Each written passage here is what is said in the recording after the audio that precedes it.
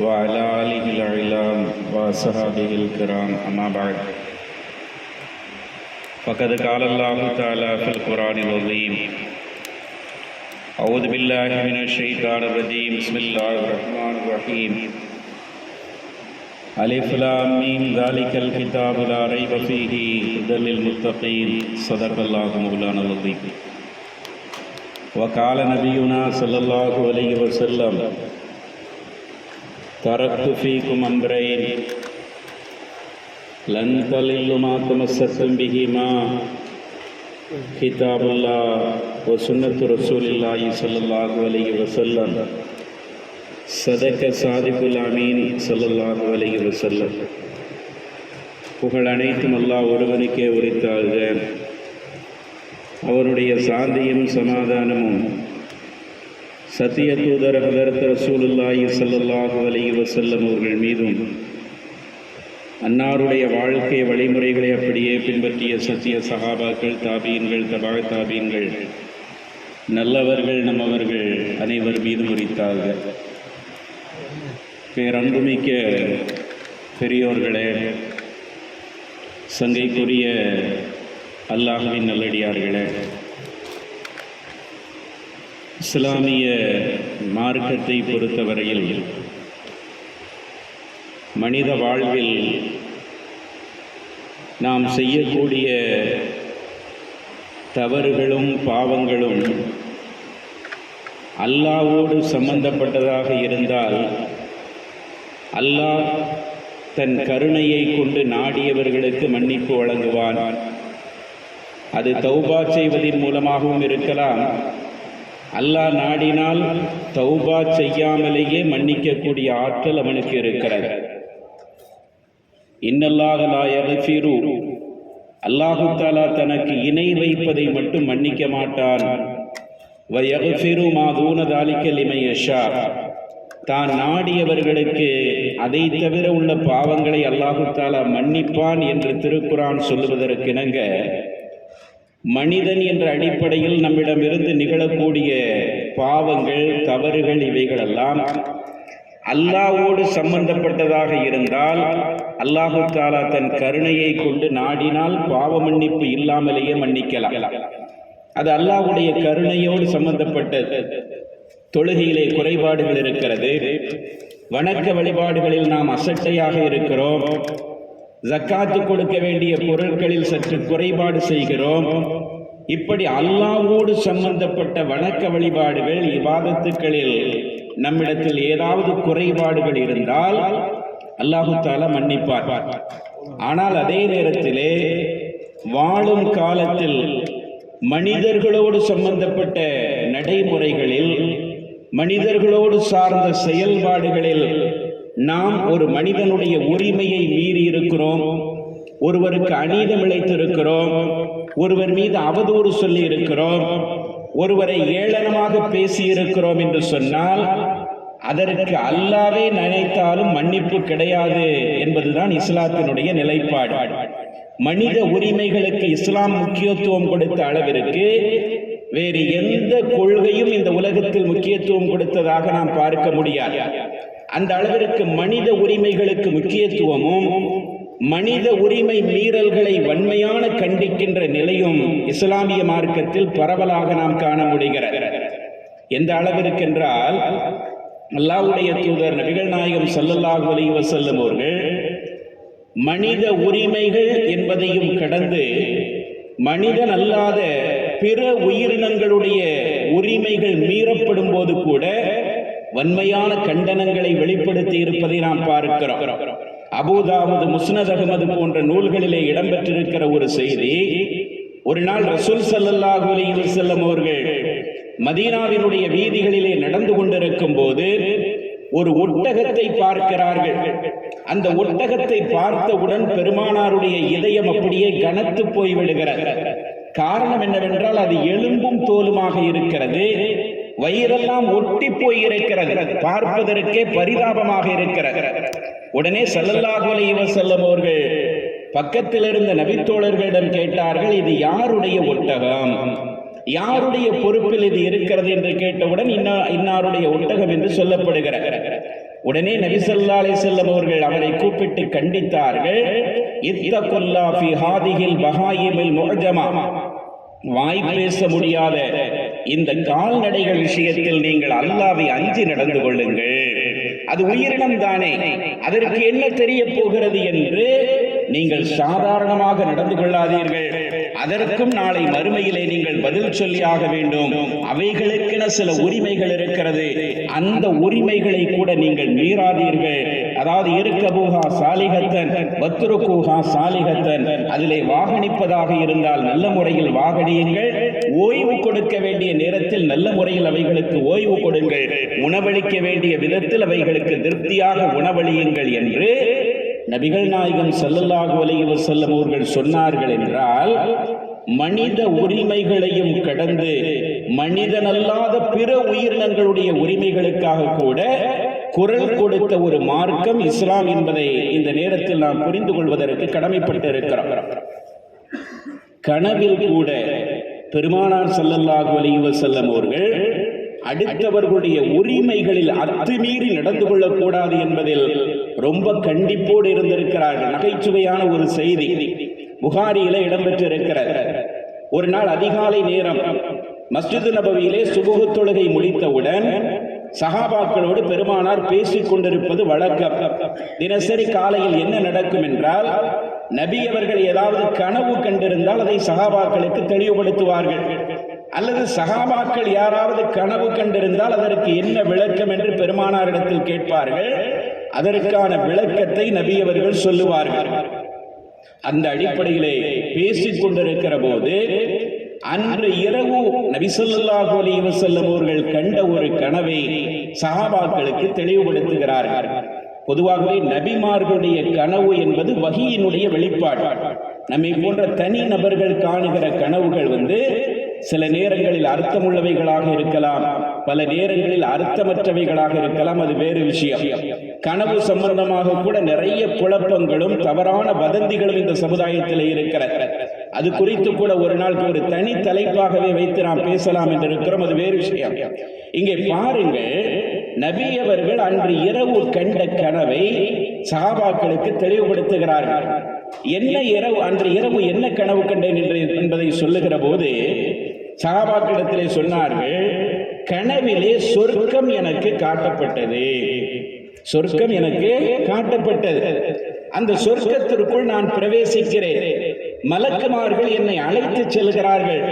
அப்படி அழைத்து செல்லுகிற போது சொர்க்கத்தினுடைய பிரம்மாண்டமான காட்சிகளை நான் கண்டு வந்து கொண்டிருந்த சமயத்திலே ஒரு இடத்திலே பார்க்கிறேன், ஒரு அற்புதமான அழகான மாளிகை ஒன்று இருந்தது. என்னுடைய கவனத்தை அந்த மாளிகை ஈர்த்தது. எவ்வளவு அற்புதமாக இருக்கிறது, எவ்வளவு கம்பீரமாக இருக்கிறது என்று அந்த மாளிகையினுடைய அழகிலே வசீகரிப்பிலே மயங்கி போய் நின்ற நிலையிலே பக்கத்தில் இருந்த மலக்குமார்களிடத்திலே கேட்டேன், லிமன் ஹாதல் கஸ்ரு, இந்த மாளிகை யாருக்காக எழுப்பப்பட்டிருக்கிறது என்று நான் கேட்டேன். உடனே மலக்குமார்களுடைய புறத்திலிருந்து சொல்லப்பட்டது, லி உமர் இப்னுல் கத்தாப் ரலியல்லாஹு அன்ஹு, உங்களுடைய தோழர் உமர் ரலியல்லாஹு அன்ஹு அவர்களுக்கான மாளிகை இது என்று எனக்கு சொல்லப்பட்டது. எவ்வளவு பெரிய பாக்கியம் பார்த்தீர்களா? சஹாபாக்கள் அமர்ந்திருக்கிறார்கள், உமர் ரலியல்லாஹு அன்ஹு அவர்களும் அந்த சபையிலே இருக்கிறார்கள். பெருமானார் சொல்லுகிறார்கள், இந்த மாளிகை யாருக்குரியது என்று கேட்டேன். உமருக்கு சொந்தமானது என்று எனக்கு சொல்லப்பட்டது. உடனே நான் நினைத்தேன், அந்த மாளிகையினுடைய வெளித்தோற்றத்தை பார்த்த நான் உள்ளே சென்று பார்க்கலாம் என்று எனக்கு ஆசையாக இருந்தது. அந்த மாளிகைக்குள் நுழையலாம் என்று நினைத்தேன். அப்படி நினைத்த சமயத்தில் உமருடைய ரோஷ தன்மையை நான் நினைத்து பார்த்து, இது அவர் கோபப்பட்டுருவார் நினைச்சு அந்த மாளிகையிலிருந்து நான் வெளியே வந்துட்டேன். பெருமானார் சொல்றாங்க, உமர் ஏற்கனவே ரொம்ப ரோஷக்காரங்க, ரசூலுல்லாஹ்விடத்திலேயே ரொம்ப துணிச்சலா பேசிடுவாங்க. எது மனசுல பட்டதோ அதை சொல்லுகின்ற திறன் அதற்கு உமர் ரலியல்லாஹு அன்ஹு அவர்களுக்கு உண்டு. அல்லாஹ்வுடைய தூதர் பல நேரங்களில் சொல்லி இருக்கிறார்கள் அல்லவா, உமரை பார்த்து ஷைத்தான் பயப்படுகிறான், உமருடைய நாவிலே அல்லாஹ் பேசுகிறான் என்று சொல்லி இருக்கிறார்கள். அந்த அளவிற்கு தான் மனதில் பட்ட கருத்துக்களை தெளிவாக சொல்லுகின்ற திறன் படைத்த ஒரு சஹாபி ஹதரத் உமர் ரலியல்லாஹு அன்ஹு அவர்கள் ரோஷம் கொண்டவர்கள், கொஞ்சம் கோபக்காரராகவும் இருந்தார்கள். அதை பெருமானார் நகைச்சுவையோடு சொன்னார்கள், அந்த மாளிகைக்குள்ள நான் போலாம் நினைச்சேன், ஆனா உமரை நினைச்சு பார்த்த உடனே அவர் ரொம்ப ரோஷக்காரர்ல, ரொம்ப கோபக்காரர்ல, யார்கிட்ட கேட்டு என் மாளிகைக்குள்ள நீங்க போனீங்கன்னு என்னைய சத்தம் போட்டுருவாரு, கடிந்து கொள்வார் என்ற பயத்துல அவருடைய உரிமையை நாம் மீறக்கூடாது என்று நான் அந்த மாளிகைக்குள் செல்லாமல் வந்துவிட்டேன் என்று நபிகள் நாயகம் ஸல்லல்லாஹு அலைஹி வஸல்லம் அவர்கள் சொன்னவுடன் அந்த சபையிலே இருந்த உமர் ரலியல்லாஹு அன்ஹு அவர்கள் தேம்பி தேம்பி அழுதார்கள். எவ்வளவு பெரிய பாக்கியம் நமக்கு கிடைத்திருக்கிறது என்று அல்லாஹ்வுடைய தூதரின் அந்த வார்த்தைகளை பார்த்து சந்தோஷப்பட்டவர்களாக ஆனந்த கண்ணீர் வடித்தார்கள். அப்படி ஆனந்த கண்ணீர் வடித்த நிலையில் சொன்னார்கள், அஃபீக யா ரசூலல்லாஹ் அகரு, அல்லாஹ்வுடைய தூதரே, உங்க விஷயத்திலேயா நான் ரோஷப்பட போறேன், உங்க மேலேயா கோபப்பட போறேன், எல்லார்ட்டையும் அப்படி நடந்தனா உங்கள்கிட்டயுமா நான் அப்படி நடக்க போறேன் என்று ரசூலுல்லாஹ்விடத்தில் சொன்னார்கள் என்பதை பார்க்கிறோம். இது கனவு சார்ந்த ஒரு செய்தி. இந்த செய்தி கூட இங்கே ஏன் சொல்லப்படுகிறது என்றால், கனவிலே கூட அடுத்தவருடைய உரிமையை மீறக்கூடாது என்ற நிலையை நபிகள் நாயகம் ஸல்லல்லாஹு அலைஹி வஸல்லம் அவர்கள் வலியுறுத்தினார்கள். அது உமருக்கு சொந்தமான இடம், அந்த இடத்திலே நுழைவதாக இருந்தால் அவருடைய அனுமதியின்றி நாம் நுழையக்கூடாது, அது ஒரு உரிமை மீறல் என்பதாக நபிகள் நாயகம் ஸல்லல்லாஹு அலைஹி வஸல்லம் அவர்கள் இந்த இடத்தில் நாம் தெளிவுபடுத்தி இருப்பதை நாம் பார்க்கிறோம். அதைத்தான் நான் ஆரம்பத்திலே சொன்னேன், இஸ்லாம் வலியுறுத்தி இருக்கிற அளவிற்கு மனித உரிமைகளை குறித்த செய்திகளை வேறு எந்த சித்தாந்தமும் இந்த மண்ணிலே வலியுறுத்தியதில்லை என்பதை நாம் பார்க்கிறோம். அல்லாஹ் தஆலா திருக்குர்ஆனிலே சொல்லி காட்டுவான், சூரத்துல் பக்கராவிலே இடம்பெற்றிருக்கிற இறை வசனம், அதுதான் திருக்குர்ஆனிலே கடைசியாக அருளப்பட்ட வசனம் என்பதாக திருமறை குர்ஆனுடைய விரிவுரையாளர்கள் எல்லாம் சொல்லுகிறார்கள். வத்தகு யௌமன் துர்ஜஊன ஃபீஹி இலல்லாஹ் சும்ம துவஃபா குல்லு நஃப்ஸின் மா கஸபத் வஹும் லா யுظلمون.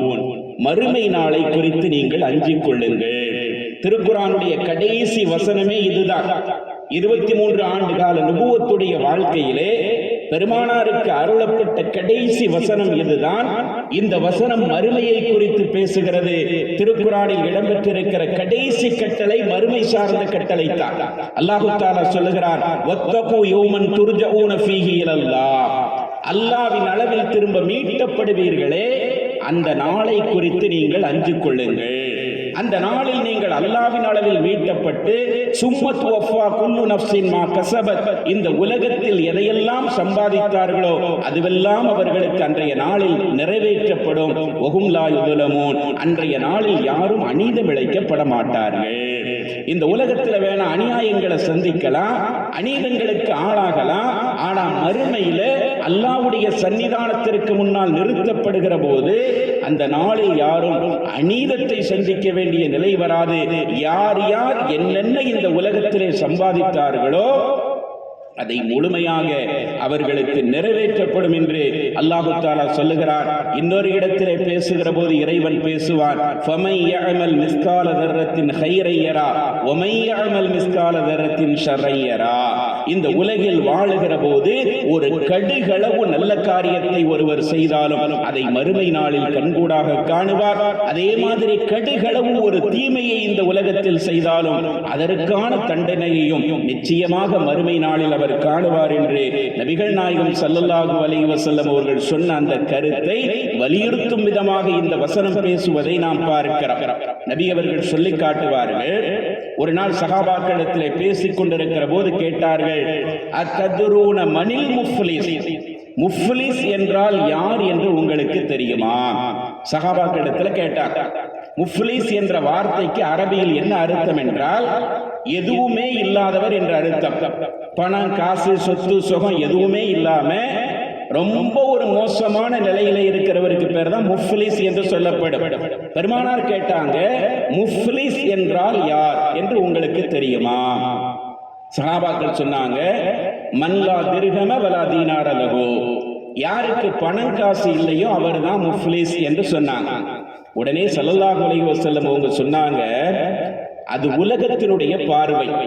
முஃப்லிஸ் என்றால் திவாலானவன், ஒன்றுமில்லாதவன் என்று யாருக்கு சொல்லப்படும்?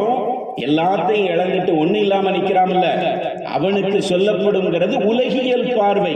ஆனால் மறுமையிலே உண்மையான முஃப்லிஸ் என்பவன் யார் என்றால், அல்லாஹ்வுடைய சன்னிதானத்தில் விசாரணைக்காக நிறுத்தப்பட்டிருக்கிற போது ஒரு மனிதன் ஏராளமான தொழுகைகளையும் நோன்புகளையும் ஜக்காத்துகளையும் ஹஜ்ஜுகளையும் கொண்டு வருவான்.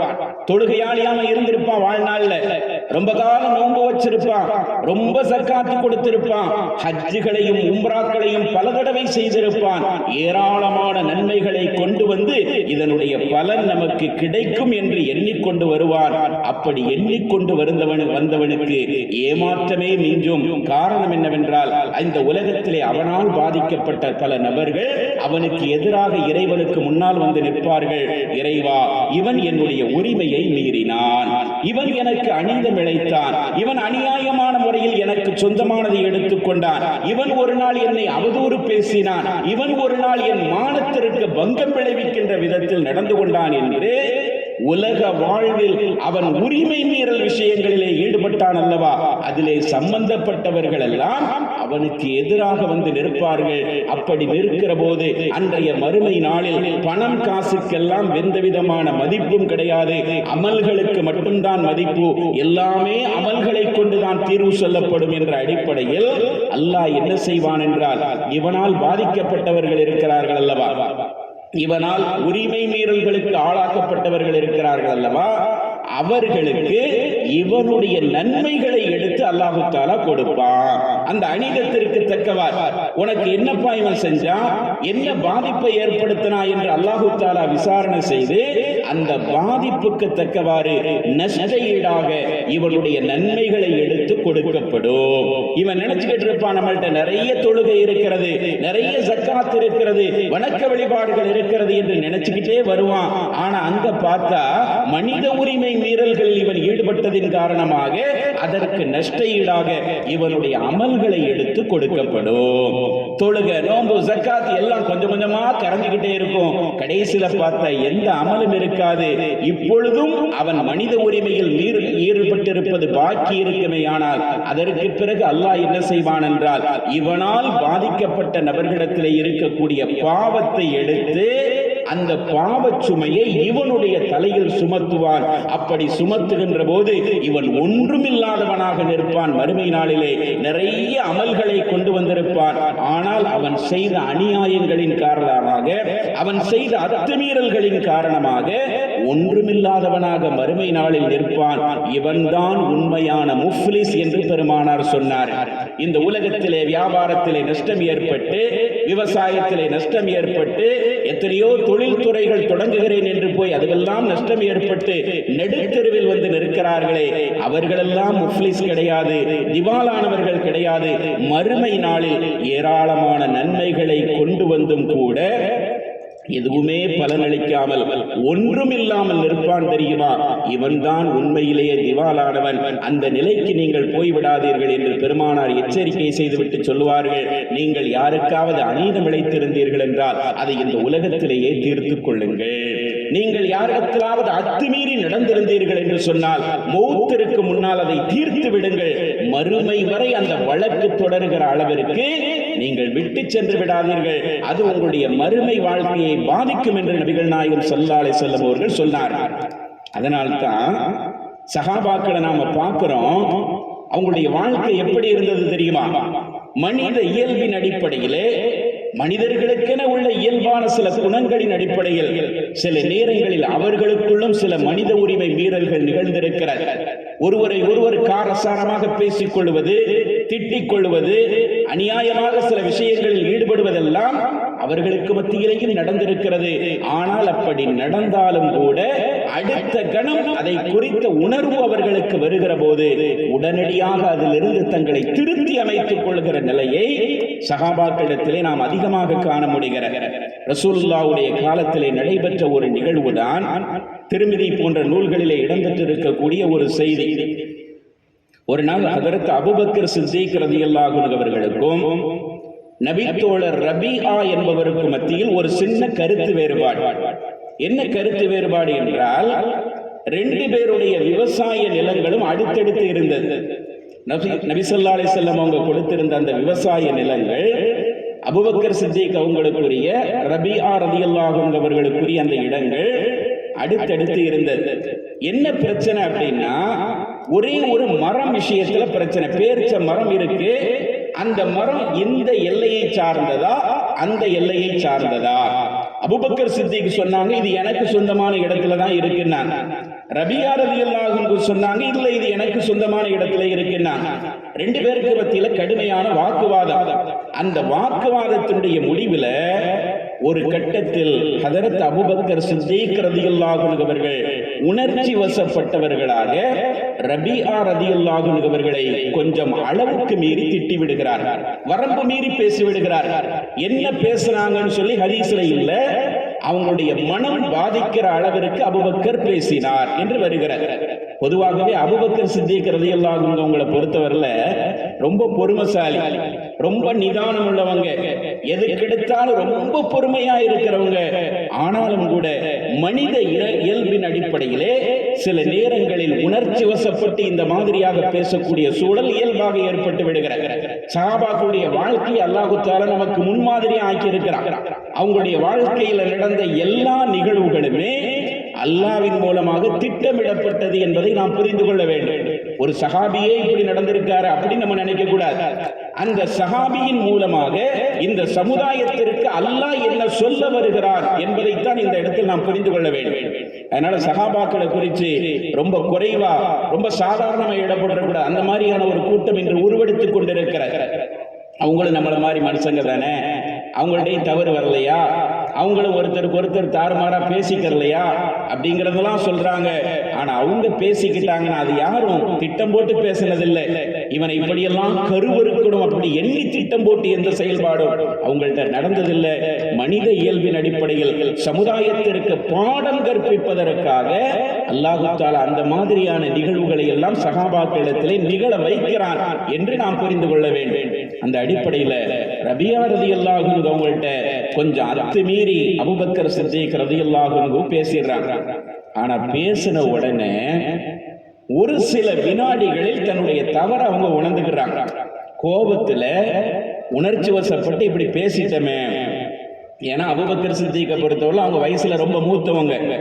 ரபியாங்கிறவர் ரொம்ப இளைஞர், பெருமானாருடைய காலத்துல இளைஞராக இருந்த ஒரு சஹாபி. அவர் தான் ஒரு சின்ன பையன், அவர் பேசுறாருங்கிறதுக்காண்டி நாம அத்துமீறி அவர்கிட்ட பேசிட்டோமே என்று மனம் வருந்தியவர்களாக சொன்னார்கள். ரபியாவை பார்த்து உடனே சொன்னாங்க, உடனடியா சொன்னாங்க. அதான் சஹாபாக்களுடைய வாழ்க்கை. ரபியாவே நான் தெரியாம பேசிட்டேன், என்னை மன்னிச்சிருங்க. அதோடு மட்டும் நிறுத்திக்கிறாம நான் எந்த வார்த்தையை உங்களுக்கு பயன்படுத்தினேனோ அதே வார்த்தையை எனக்கு பயன்படுத்தி நீங்க திட்டிருங்க. அப்படி திட்டிட்டீங்கன்னா அது சரிக்கு சகர் நிகராக ஆகிவிடும், பழிக்கு பழி தீர்த்ததாக ஆகிவிடும். மறுமையில் நான் பாதிப்பில்லாமல் பார்த்துக் கொள்வேன். அதனால என்னையும் அந்த மாதிரி வார்த்தையை சொல்லி திட்டுங்கிறாங்க. ஒரு பெரிய நபர், பெரிய இடத்துல உள்ளவங்க, ஈமானுடைய உச்சபட்ச நிலையிலே உயர்ந்தவங்க. இந்த சமுதாயத்தினுடைய ஒட்டுமொத்த ஈமானையும் அபூபக்கர் சித்திக்கினுடைய ஈமானையும் தராசிலே வைத்து நிறுத்து பார்த்தால் அபூபக்கருடைய ஈமான் தான் உயர்ந்ததாக இருக்கும் என்று பெருமானாரால் புகழப்பட்ட ஒரு சஹாபி, எனக்காக அபூபக்கர் விஷயத்தில் நீங்கள் எந்த விதமான நோவினையையும் கொடுக்காதீர்கள் என்று பெருமானாரால் வேண்டுகோள் விடுக்கப்பட்ட ஒரு சஹாபி, அவங்க கேட்கிறாங்க, ரபியாவே நான் தப்பா பேசிட்டேன், அதுக்கு பரிகாரம் என்ன? நான் பயன்படுத்தின அதே வார்த்தையை எனக்கு நீங்க பயன்படுத்தணும், அதுதான் அதுக்கு பரிகாரம். நீங்க என்னைய பார்த்து அந்த மாதிரி பேசிருங்கிறாங்க. ரபியா ரலியல்லாஹு அன்ஹு இளைஞரா இருந்தாலும் ரொம்ப நிதானமானவங்க. அவங்க சொன்னாங்க, உங்களுடைய அந்தஸ்து என்ன, என்னுடைய அந்தஸ்து என்ன? நீங்க எவ்வளவு பெரிய இடத்துல இருக்கிறீங்க, உங்களை பார்த்து நான் அந்த வார்த்தையை பயன்படுத்துவதா? அது மரியாதை கிடையாது. நீங்க ஏதோ தெரியாம பேசுறீங்க, பரவாயில்ல விடுங்க, நான் உங்களை பார்த்து அந்த வார்த்தையை பயன்படுத்த மாட்டேன் அப்படின்றதான். அபூபக்கர் விடல. மறுபடியும் சொன்னாங்க, இல்ல அல்லாஹ்வின் மீது சத்தியமிட்டு சொல்லுகிறேன், நீங்க என்னைய பார்த்து அதே வார்த்தையை பயன்படுத்தி திட்டணும், அப்படி இல்லைன்னா பெருமானார்கிட்ட போய் இந்த விஷயத்தை நான் சொல்லுவேன்றதாங்க. ரபியா சொன்னாங்க, நபிகள் நாயகத்திட்ட போய் சொன்னாலும் பரவாயில்லை, உங்களை பார்த்து பதிலுக்கு பதிலா நான் அந்த மாதிரியான வார்த்தையை பேச மாட்டேன். அப்படி பேசக்கூடிய தகுதி எனக்கு இல்ல. நீங்க அந்த மாதிரியான நிலையில உள்ள ஆள் இல்ல, நீங்க பெரிய ஆளு. ஏதோ விவரம் தெரியாம உணர்ச்சி வசப்பட்டு பேசிட்டீங்க, வாய் தவறி வந்துட்டு பரவாயில்லை விடுங்கிறாங்க. ஆனா அபூபக்கருக்கு மனசு திருப்தி அடையல. அது எப்படி விட முடியும்? இப்ப இவரை பார்த்து பயன்படுத்திய இந்த வார்த்தை ஒரு மனித உரிமை மீறல் சம்பந்தமான வார்த்தை.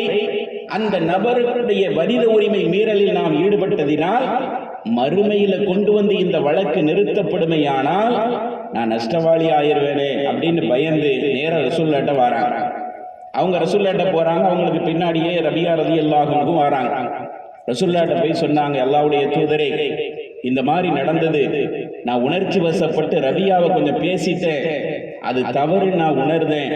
அதுக்கு பதிலாக என்னைய பார்த்து நீங்களும் அந்த மாதிரி பேசுங்கன்னு சொன்ன. அவர் பேச மாட்டேன்ட்டாரு, என்னன்னு கேட்டுட்டாங்கன்னு சொன்னாங்க. ரசூலுல்லாஹ் அந்த வழக்கை விசாரிச்சுக்கிட்டு இருக்கும் போதே ரபியா பின்னாடி வாரார். அவர்கிட்ட கேட்டாங்க, உங்களுக்கும் அபூபக்கருக்கு மத்தியில் என்னப்பா நடந்தது? உடனே ரபியா ரலியல்லாஹு அன்ஹு சொன்னாங்க, நடந்தது அப்படின்னு சொன்னாங்க, இப்படி இப்படி நடந்தது. ஏதோ விவரம் தெரியாம அவங்க உணர்ச்சி வசப்பட்டு பேசிட்டாங்க, பரவாயில்ல விடுங்கன்னு சொன்னேன். அவங்க கேட்காம இங்க வந்துட்டாங்கன்னு சொன்ன உடனே ரசூல் ஸல்லல்லாஹு அலைஹி வஸல்லம் அவங்க சொன்னாங்க, ரபியாவே நீங்கள் சரியாகத்தான் செயல்பட்டு இருக்கிறீர்கள். அபூபக்கர் அந்த மாதிரி வேணும்னு பேசக்கூடிய ஆள் இல்ல, ஏதோ விவரம் தெரியாம அப்படி பேசிட்டாங்க, அதுக்கு மன்னிப்பு உங்கள்கிட்ட கேட்டுட்டு அதுக்கு பழிக்கு பழியாக நீங்களும் இந்த வார்த்தையை பயன்படுத்துங்கன்னு சொன்னதை கேட்டு நீங்க புத்திசாலித்தனமா இல்ல, நானும் அந்த வார்த்தையை பயன்படுத்த மாட்டேன்னு சொன்னீங்க தெரியுமா? அதுதான் சரியான நிலைப்பாடு. நீங்கள் இப்பொழுது அபூபக்கரை பார்த்து என்ன சொல்ல வேண்டும் என்றால், யக்ஃபிருல்லாஹு லக்க யா அபூபக்கர், அல்லாஹ்வுடைய தூதரின் தோழமையை பெற்ற அபூபக்கரே, அல்லாஹ் உங்களை மன்னிப்பானாக என்ற வார்த்தையை நீங்க 2 தடவை சொல்லுங்க. ரபியாவை பார்த்து ரசூலுல்லாஹ் சொன்னாங்க, இதுக்கு பரிகாரம் என்ன தெரியுமா? அபூபக்கருக்காண்டி நீங்க துஆ செய்யுங்க, அல்லாஹ் உங்களை மன்னிப்பானாக என்று துஆ செய்யுங்கன்னு சொன்ன உடனே அந்த வேண்டுகோளுக்கு நாங்க ரபியா ரலியல்லாஹு அன்ஹு அவர்கள் அந்த வார்த்தையை பயன்படுத்துறாங்க. அதை கேட்ட உடனே தான் அபூபக்கருக்கு மன அமைதி அடைந்தது. தேம்பி தேம்பி அழுதாங்கன்னு ஹதீஸ்ல வருது. மறுமையில இந்த பிரச்சனை கொண்டு வந்து நிறுத்தப்படுமையானால் என்னுடைய நிலைமை என்னவாகும்? உலகிலேயே அது தீர்க்கப்பட்டு விட்டது, அல்லாஹ்வுடைய உன்னை மன்னிப்பானாக என்ற வார்த்தையை அவருடைய நாவிலிருந்தே நான் கேட்டுவிட்டேன், இந்த பிரச்சனை உலகத்தோடு தீர்ந்தது என்று அவர்கள் திருப்தி அடைந்தவர்களாக அழுத வண்ணம் அந்த சபையை விட்டும் ஹஜ்ரத் அபூபக்கர் சித்திக் ரலியல்லாஹு அன்ஹு அவர்கள் திரும்பி சென்றார்கள் என்பதை பார்க்கிறோம். சஹாபாக்களை அப்படித்தான் பெருமானார் உருவாக்கி இருந்தார். மனித உரிமை மீறல்கள் சம்பந்தப்பட்ட விஷயத்திலே அந்த அளவிற்கு எச்சரிக்கை மிகுந்த ஒரு வாழ்க்கை முறையை பெருமானார் கற்றுக் கொடுத்தார். மனித இயல்பின் அடிப்படையில் சின்ன சின்ன கருத்து வேறுபாடுகள், முரண்பாடுகள் அவர்களுக்கு மத்தியிலே ஏற்பட்டாலும், ஒருவரை ஒருவர் அத்துமீறி பேசுகிற ஒரு நிலை வந்தாலும் கூட அது தவறு என்று உணர்ந்ததோடு மட்டுமல்லாது மறுகணமே அதற்கான தீர்வையும் தேடி இந்த உலகத்திலேயே அந்த பிரச்சனையை முடித்துக் கொள்ளுகிற ஒரு நிலையை சஹாபாக்களுடைய வாழ்விலே நாம் பார்க்க முடிகிறது என்பதை இது போன்று பல்வேறு செய்திகளின் வழியாக நாம் புரிந்து கொள்ள முடிகிறது. இன்னொரு கட்டத்தில் பாருங்க, ரசூலுல்லாஹ் ஒரு நாள் மதீனாவினுடைய வீதிகள்ல வாராங்க. வரும்போது அபூ மஸ்ஊத் ரலியல்லாஹு அன்ஹு என்ற ஒரு சஹாபி, அவர் என்ன செய்கிறார்னா, அவருடைய அடிமை, அவருடைய பணியாளராக இருந்த ஒருவரை ஏதோ ஒரு தவறு செஞ்சிட்டார்னு சொல்லி கடுமையா அடிக்கிறார். சாட்டையை வச்சு, கையில வச்சிருந்த சாட்டையை வச்சு அந்த அடிமையை கடுமையா அடிக்கிறார். இத ரசூலுல்லாஹ் தூரத்துல இருந்து பார்க்கறாங்க. வரும்போது ஏலம் யா அபா மஸ்ஊத், அபூ மஸ்ஊதே விளங்கிக் கொள்ளுங்கள் அப்படின்னு சொல்லிக்கிட்டே வராங்க. ஆனா அவர் கோபத்துல இருந்ததுனால அந்த வார்த்தை அவருடைய காதுல விழல. ரசூலுல்லாஹ் பக்கத்துல வந்து சொன்னாங்க, ஏலம் யா அபா மஸ்ஊத், அபூ மஸ்ஊதே நீங்கள் புரிந்து கொள்ளுங்கள் அப்படின்னு சொன்ன உடனே யாருடா இதுன்னு சொல்லி திரும்பி பார்க்கிறாரு. அல்லாஹ்வுடைய தூதர் நின்றுட்டு இருக்கிறாங்க. அப்படி கையும் உடல காலும் உடல, அப்படி பதறி போயிட்டார். இப்ப ரசூல் ஸல்லல்லாஹு அலைஹி வஸல்லம் அவங்க அடுத்த வார்த்தையை சொன்னார்கள், அல்லாஹு அக்பரு மின்க அலைஹி, இவர் மீது நீ எப்படி சக்தி பெற்றிருக்கிறாயோ இதைவிட அல்லாஹ் உன் மீது சக்தி பெற்றிருக்கிறான். ஒரே வார்த்தை தான் சொன்னாங்க, வேற எதுவுமே சொல்லல. இவர் மீது நீ எந்த அளவிற்கு சக்தி பெற்றிருக்கிறாயோ அதை விட அதிகமாக அல்லாஹ் உன் மீது சக்தி பெற்றிருக்கிறார் என்பதை புரிந்து நடந்து கொள் என்று சொன்னவுடன் கையில இருந்த சாட்டை அப்படியே கீழே விழுந்தது. நாவு தளதளத்தது. பதறி அடித்தவராக சொன்னார், அல்லாஹ்வுடைய தூதரே தெரியாமல் நான் செய்துவிட்டேன். பெருமானார் என்ன உணர்த்தினார்கள் என்றால், இவர் உனக்கு அடிமையா இருக்கிறதுனால என்ன வேணாலும் செய்யலாம், இவருக்கு கேட்கறதுக்கு நாதி இல்ல, கேட்கறதுக்கு ஆள் இல்லைன்னு நினைச்சிட்டு நீ அத்துமீறி நடக்கிற. ஆனா அல்லாஹ் ஒருத்த மேல இருந்து பார்த்துக்கிட்டே இருக்கான், அவன் நினைச்சா இதை விட கொடூரமாக உன்னை தண்டிப்பான் என்று நீ புரிஞ்சுக்கோ அப்படின்னு சொன்ன உடனே அவர் பதறி அடித்தவராக சொன்னார், அல்லாஹ்வுடைய தூதரே, நான் தெரியாமல் செய்துவிட்டேன், அல்லாஹ்வுக்காக இவரை நான் விடுதலை செய்து விடுகிறேன். அடிமையாக இருந்தவரை அல்லாஹ்வுக்காக உடனே விடுதலை செஞ்சிருந்தேன்னு சொன்னாங்க. அடிமைகள் என்பது அன்றைய காலத்து நடைமுறையில் இருந்த சொத்துக்கள், அது விலை மதிப்புள்ள ஒரு சொத்து.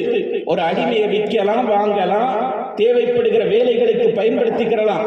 அந்த மாதிரி இருந்த ஒரு நிலையில் இருந்தவரை அவர் சொன்னார், அல்லாஹ்வுக்காக இவரை நான் விடுதலை செய்து விடுகிறேன். தான் செஞ்ச தப்ப ரசூலுல்லாஹ்வின் மூலமாக உணர்த்தப்படுகிற போது உடனே தங்களை திருத்தி அமைத்துக் கொண்டார். காரணம் என்ன? மறுமையில போய் இதற்கு நாம பதில் சொல்லணும். இந்த உலகத்திலேயே நாம் அதற்கான வழியை தேடிக்கிட்டோம்னா மறுமையில நாம நிம்மதியாயிரலாங்கிற எண்ணத்துல உடனே நான் விடுதலை செய்து விடுகிறேன் என்று சொன்னார். இப்ப ரசூல் ஸல்லல்லாஹு அலைஹி வஸல்லம் அவர்கள் அபூ மஸ்ஊத் ரலியல்லாஹு அன்ஹு அவர்களை பார்த்து சொன்னாங்க, நல்ல காரியம் செஞ்சீங்க, அப்படி மட்டும் நீங்க செய்யாம இருந்திருந்தா. பெருமானார் சொன்னாங்க, அவர் அத்துமீறி தாக்கி இருக்கிறீங்க, அவருடைய மனசு எவ்வளவு கஷ்டப்பட்டிருக்கும், இதற்கு பரிகாரமா அவரை நீங்க விடுதலை செய்யறேன்னு சொல்லிட்டீங்க, அப்படி மட்டும் செய்யாம இருந்திருந்தா லமஸ்ஸத்துக்கன்னார், நரகத்தை சந்திக்க வேண்டிய நிலை உமக்கு வந்திருக்கும். பெருமானார் சொன்னாங்க. அபூ மஸ்ஊத பார்த்து சொன்னாங்க, இதை மட்டும் நீங்க செய்யலன்னா இந்த தவறின் காரணமாக நரகவாசியாக நீங்கள் மாறிவிடக்கூடிய நிலை வரும். ஏன்னா நாளைக்கு மறுமையில நீங்க கொண்டு போற தொழுகை, நோன்பு, ஜக்காத்து எல்லாம் அணிவகுத்து வரும். ஆனா அதையெல்லாம் தூக்கி விழுங்குகிற விதத்தில் உங்களால் நிகழ்த்தப்பட்ட மனித உரிமை மீறல்கள் உங்களுக்கு எதிராக வந்து நிற்கும் போது கடைசியில ஒண்ணுமில்லாம ஆகி நரகத்துக்கு போகக்கூடிய ஒரு சூழ்நிலை உங்களுக்கு வந்துரும் என்று நபி ஸல்லல்லாஹு அலைஹி வஸல்லம் அவர்கள் அபூ மஸ்ஊத் ரலியல்லாஹு அன்ஹு அவர்களுக்கு சொன்னதை நாம் பார்க்கிறோம். ஆக இந்த உலகத்தில் வாழும் காலத்தில் இறை வணக்க வழிபாடுகளில் சின்ன சின்ன குறைபாடுகள் இருந்தால் கூட அல்லாஹ் அதை மன்னிப்பான். அது அல்லாஹ்வுக்கும் நமக்கும் சம்பந்தப்பட்டது. ஆனா எல்லா வணக்க வழிபாடுகளையும் சரியா இருந்துகிட்டு சக மனிதர்களோடு நாம் அத்துமீறி நடந்தோம் என்று சொன்னால், அநீதமாக நடந்தோம் என்று சொன்னால், அநீதமிழைக்கப்பட்டவராக பல்வேறு நபர்களை நாம் நடத்தி இருக்கிறோம் என்று சொன்னால், அது நாளை மறுமையில் ஒன்றுமில்லாத திவாலானவர்களாக நம்மை நிறுத்திவிடும் என்பதை நாம் இந்த இடத்தில் புரிந்து கொள்வதற்கு கடமைப்பட்டு இருக்கிறோம். மனித வாழ்க்கையில் எத்தனை விதமான தவறுகளை நாம் செய்து கொண்டிருக்கிறோம். அண்ணன் தம்பிகளுக்கு மத்தியிலே பிரச்சனை, உறவுகளுக்கு மத்தியிலே பிரச்சனை, சின்ன சின்ன பிரச்சனைகளை எல்லாம் பெரிதாக்கி கொண்டு உன்னை நான் வாழ விட மாட்டேன் என்று கங்கணம் கட்டி கொண்டு அலைகிற நிலையை நாம் பார்க்கிறோமே. இதுவெல்லாம் மறுமையிலே நமக்கு எதிராக வந்து நிற்கிற போது நம்முடைய நிலைமை எப்படி இருக்கும் என்பதை ஒவ்வொருவரும் எண்ணி பார்க்க வேண்டிய ஒரு கட்டாயத்திலே நாம் இருந்து கொண்டிருக்கிறோம். ரமலானுடைய மாதத்திலே நாம் இருக்கிற போது வணக்க வழிபாடுகளிலே ஈடுபடுகிறோம், அல்லாஹ்வுடைய ரஹ்மத்தை பெற வேண்டும் என்று துடிக்கிறோம், அதற்காக என்னவெல்லாமோ செய்கிறோம். ஆனால் இவ்வளவையும் பாழாக்குகிற விதத்திலே நம்முடைய சில செயல்பாடுகள் அமைந்து அது நம்முடைய மறுமை வாழ்க்கையை பாழாக்குகிற அளவிற்கு அமைந்து விடுகிறது. அதில் ஒவ்வொருவரும் எச்சரிக்கையோடு இருப்பதற்கு கடமைப்பட்டு இருக்கிறோம். ஒவ்வொருத்தரும் எண்ணி பார்க்கணும், நம்ம மூலமா யாராவது பாதிக்கப்பட்டிருக்கிறாங்களா, நம்ம மூலமா யாருக்காவது மனித உரிமை மீறல்கள் நிகழ்த்தப்பட்டிருக்கிறதா என்பதை ஒவ்வொருத்தரும் அவ்வப்போது எண்ணி பார்த்து கொண்டே இருக்கணும். அதற்கான தீர்வையும் வழிகாட்டுதலையும் இந்த உலகத்திலே முடிச்சிடணும். மன்னிப்பு கேட்டணும் அல்லது அதற்கு பரிகாரம் செஞ்சிடணும். செஞ்சு இந்த உலகத்திலே அதற்கான தீர்வை நாம முடிச்சிடணும். வரலாற்றில் நடைபெற்ற ஒரு செய்தி, ஹாரூன் ரஷீத் பாதுஷாவுடைய மகன் மாமூன் ரஷீத், இஸ்லாமிய வரலாற்றிலே புகழ்மிக்க மன்னர்களில் ஒருவர் ஹாரூன் பாதுஷா. இந்த ஹாரூன் பாதுஷாவுடைய மகன் மாமூன் ரஷீத் பாதுஷா இவர் என்ன செய்கிறார் என்றால், சிறு பிராயத்திலே இருக்கிற போது ஒரு ஆசிரியரிடத்திலே கல்வி கற்றுக் கொண்டிருக்கிறார். ஹாரூன் ரஷீதினால் அனுப்பி வைக்கப்பட்டு ஒரு ஆசிரியரிடத்திலே கல்வி கற்றுக் கொண்டிருக்கிறார். கல்வி கற்றுக் கொண்டிருக்கிற போது ஒரு நாள் அந்த ஆசிரியர் தேவையில்லாம அந்த பையன் அடிச்சிடறார். இந்த மாமூன் ரஷீத அரச குடும்பத்து பையன், மாணவராக இருக்கிறார், எல்லா விவரமும் தெரிஞ்சு தேவையில்லாம ஒரு நாள் அடிச்சிடறார். உடனே இவருக்கு சரியான கோபம் வந்துருது. என்னை ஏன் அடிச்சீங்க என்ன காரணத்தினால என்னை அடிச்சீங்க சொல்லுங்கிற. அந்த ஆசிரியர் சொல்றாரு, எந்த வித விளக்கமும் சொல்லாம, எந்த விதமான விளக்கமும் சொல்லாம வாயை மூடிக்கிட்டு இரு அப்படின்றதார். எதுவும் பேசாத, வாயை மூடிக்கிட்டு இரு, எல்லாம் எனக்கு தெரியும்ன்றதார். இவருக்கு மனசுல உறுத்திக்கிட்டே இருக்கு இந்த மாமூன் ரஷீதுங்கிறவருக்கு, நம்மளை ஏன் நம்முடைய உஸ்தாத் அடிச்சாரு, நம்ம என்ன தப்பு பண்ணோம், ஒண்ணுமே பண்ணலையே. பொதுவாக அப்படித்தானே, நம்ம தப்பு செஞ்சு ஏதாவது தண்டனைகளை அனுபவிக்கின்ற போது பெருசா தெரியாது. தப்பே செய்யாம சில அநீதங்களை நாம் சந்திக்கிற போது அது எவ்வளவு நாள் கடந்தாலும் உள்ளத்தில் அப்படியே பதிஞ்சிருக்கு. அவர் நினைச்சுக்கிட்டே இருக்கிறார், அந்த பையன் எதனால நம்மளுடைய உஸ்தாத் நம்மளை அடிச்சாரு. வருடங்கள் கிடக்கிறது, அவரும் கல்வி கற்றுட்டு போறாரு. அதுக்கு பிறகு கிட்டத்தட்ட ஒரு 20 ஆண்டு காலங்கள் கழிக்கிறது. இந்த நிகழ்வு நடந்ததிலிருந்து 20 வருஷம் கழியுது. இந்த 20 வருஷம் கழிச்சு ஹாரூன் ரஷீதுடைய அந்த ஆட்சிக்கு பிறகு மாமூன் ரஷீத் அந்த பொறுப்புக்கு வருகிறார். அரசருடைய அந்த பொறுப்புக்கு வந்தவுடன் அரசவைக்கு தன்னுடைய ஆசிரியரை மரியாதை நிமித்தமாக அழைத்து வருகிறார். ஒரு பெரிய பொறுப்புக்கு அவர் வந்திருக்கிறாரு. கல்வி கற்று தந்த ஆசான நீங்க அழைச்சிட்டு வரணும்னு சொல்லி அரசவைக்கு அந்த ஆசிரியரை அழைச்சிட்டு அவரை கண்ணியப்படுத்தினதுக்கு பிறகு கேட்கிறாரு, பல வருஷமா உங்கள்ட்ட நான் கேட்டேன், அந்த கேள்விக்கு நீங்க பதிலே சொல்லல, இப்பவாவது பதில் சொல்லுங்க. என்னப்பா கேள்வி கேட்ட? ஒரு நாள் உங்கள்ட்ட நான் கல்வி கற்றுக்கிட்டு இருக்கும் போது எந்த காரணமும் இல்லாம என்னை அடிச்சீங்க, அது என்ன காரணத்தினால அடிச்சீங்கன்னு இப்ப எனக்கு சொல்லுங்க. உடனே அவர் சிரிச்சிட்டாரு. 20 வருஷத்துக்கு முன்னாடி நடந்த ஒரு நிகழ்வோ உன் மனசுல இன்னும் அப்படி ஆழமா பதிஞ்சிருக்கா, அதை இன்னும் நீ மறக்கலையா, நீ இன்னும் மறக்கலையா அப்படின்னு கேட்கும்போது, இல்லை உஸ்தாத், நான் அதை மறக்கவே இல்லை, எதனால நம்மளை அடிச்சாங்க அப்படிங்கிறது என் மனசுல ஓடிக்கிட்டே இருக்கு அப்படின்னு சொன்னார். உடனே அந்த உஸ்தாத் சொன்னாரு, உன்னை நான் தேவையில்லாம அடிச்சேன், உண்மைதான், காரணமே இல்லாம அடிச்சேன். எதுக்கு தெரியுமா? ஒரு உண்மையை உன்னுடைய மனதில் பதிய வைக்க வேண்டும் என்பதற்காக. என்ன உண்மையை பதிய வைக்க வேண்டும்? இன்னல் மல்லுலூம லா யன்சா, அநீதமிழைக்கப்பட்டவன் ஒருபோதும் அதை மறக்க மாட்டான். அநீதமிழைக்கப்பட்டவன் ஒருபோதும் அதை மறக்க மாட்டான். அநீதம் செஞ்சவன் வேணா மறந்துடலாம், ஆனா அநீதம் இழைக்கப்பட்டவன் தனக்கு இழைக்கப்பட்ட அநீதத்தை எத்தனை வருஷம் கடந்தாலும் அவன் மறக்க மாட்டான் என்ற பேருண்மையை உன் உள்ளத்தில் பதிய வைக்க வேண்டும் என்பதற்காகத்தான் நான் அப்படி செஞ்சேன்னு சொன்னார். ஏன்னா அந்த உஸ்தாதுக்கு தெரியும், இவர் ஒரு மிகப்பெரிய ஆட்சி பொறுப்புக்கு வரப்போறாரு, அரச குடும்பத்தில் உள்ளவர், ஒரு மிகப்பெரிய ஒரு நிர்வாகம் இவருக்கு பின்னால் இயங்க போகிறது. அப்படிப்பட்ட ஒரு மகத்தான பொறுப்புக்கு வரக்கூடியவர்களுக்கு என்ன ஒரு எண்ணம் இருக்க வேண்டும் என்றால், நம்மின் மூலமாக யாரும் பாதிக்கப்பட்டு விடக்கூடாது, நம்மின் மூலமாக ஒரு சின்ன அநீதிக்கு கூட யாரும் ஆளாக்கப்பட்டு விடக்கூடாது என்ற எச்சரிக்கை உணர்வு உனக்கு இருக்க வேண்டும். அநீதம் இழைக்கப்பட்டவன் ஒருபோதும் மறக்க மாட்டான். அநியாயமாக உன்னை நான் அடிச்சேன்னு சொல்லி இன்னைக்கு வரை நினைச்சுக்கிட்டு இருக்க பாத்தியா, இந்த எண்ணம் உனக்கு எப்போது இருக்கணும். நம்மின் மூலமாக ஒருவன் பாதிக்கப்பட்டான் என்று சொன்னால் அவன் நம்மை ஒருபோதும் மறக்க மாட்டான் என்ற நிலை உனக்கு இருக்க வேண்டும் என்பதற்காகத்தான் நான் அப்படி செய்தேன் என்று மாமூன் ரஷீத் பாதுஷாவிற்கு அவருடைய ஆசிரியர் தெளிவுபடுத்தினார் என்பதை வரலாற்றிலே பார்க்கிறோம். ஆக சொல்ல வந்த செய்தி என்னவென்றால், பெருமானார் சொல்லுவார்கள் அல்லவா, இத்தகி தஅவத்தல் மظلوم, அநீதம் இழைக்கப்பட்டவனுடைய சாபத்தை அஞ்சிக் கொள்ளுங்கள். நம்மின் மூலமாக பாதிக்கப்பட்டவன் நமக்கு எதிராக ஒரு துஆ செய்தான் என்று சொன்னால் அந்த துஆ அல்லாஹ்வுடைய அரிஷை தட்டும் என்று பெருமானார் சொன்னார்.